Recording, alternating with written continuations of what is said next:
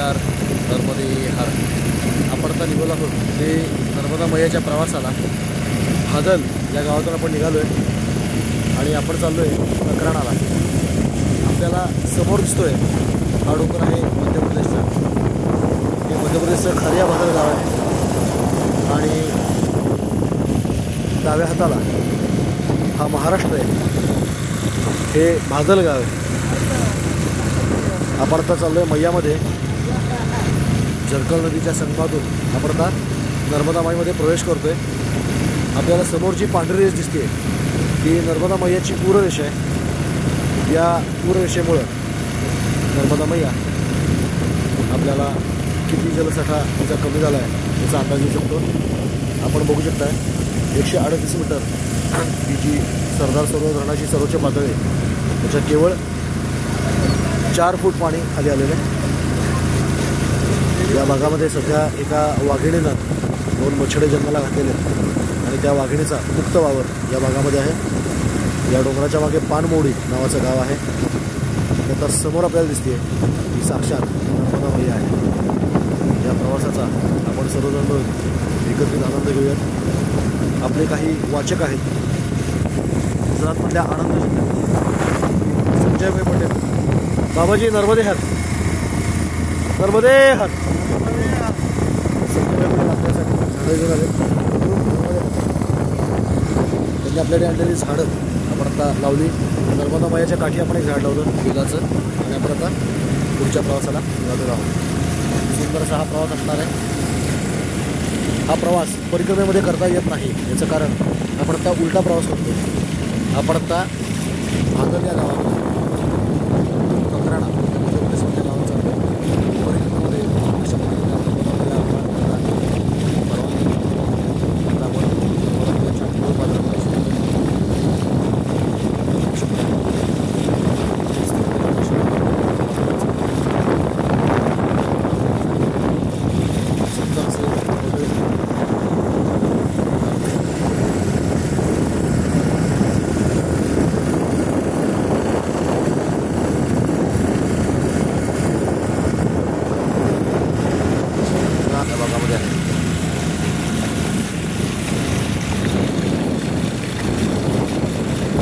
नर्मदा मैयाचा शिवपाणीची जो भाग आहे त्या भागाच्या साधारण मध्यापाशापर्यंत आहोत. नर्मदा मैयाची शिवपाणीची झाडी ही दक्षिण आणि उत्तर अशा दोन्ही तटावर व्यापलेली आहे. आपण आता शिवपाणी झाडीच्या दक्षिण तटावर शिवपाणी झाडीच्या उत्तर तटाकडे चाललेलो आहोत. नकराणा या गावामध्ये जाऊन तिथून आपण बिताडा या गावामध्ये जाणार आहोत. नकराणा हे गाव मध्य प्रदेशात आहे. बिताडा या गावाची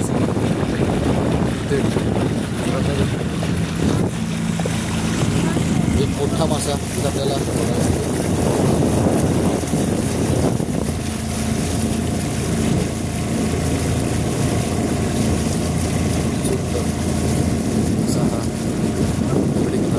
नर्मदा परिक्रमा काठाने का करता येत नाही तिथे रण आहे असा प्रश्न अलीकडे विचारतात. त्याचं उत्तर आहे बघा हा असा काठ आहे. इथून चालता येणं कठीण आहे. अशक्य नाही पण अतिशय कठीण आहे. या भागातून परिक्रमा केलेली काही माणसं केलेली आहे. क्वचित एखादा अनुभव या मार्गाने जातो परंतु प्रत्यक्षामध्ये या पद्धतीनं नर्मदा माईच्या काठाने चालणं हे अतिशय कठीण आहे.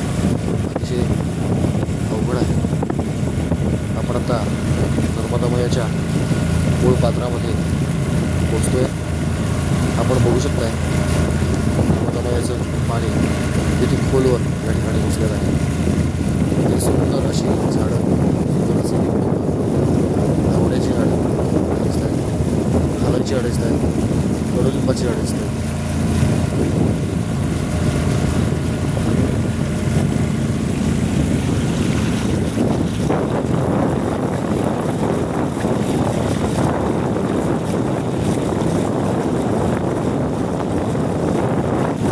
मध्ये असलेल्या टापूवर या बेटावर कोणतरी झोपडे बांधलेले. राहणार किती भाग्यवान असेल.